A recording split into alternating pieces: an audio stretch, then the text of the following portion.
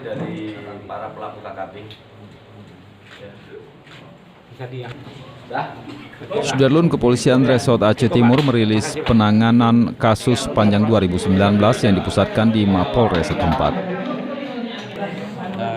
Salah satu yang ditonjolkan dalam rilis tahunan ini adalah diamankannya 8 pucuk senjata api baik laras pendek maupun laras panjang.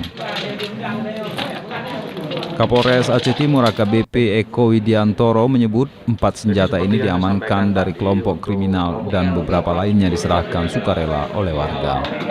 Meski demikian, kepolisian setempat mengklaim kondisi Aceh Timur sepanjang 2019 dalam kategori aman dan kondusif. Polres Aceh Timur yang proses hukumnya sudah divonis di pengadilan.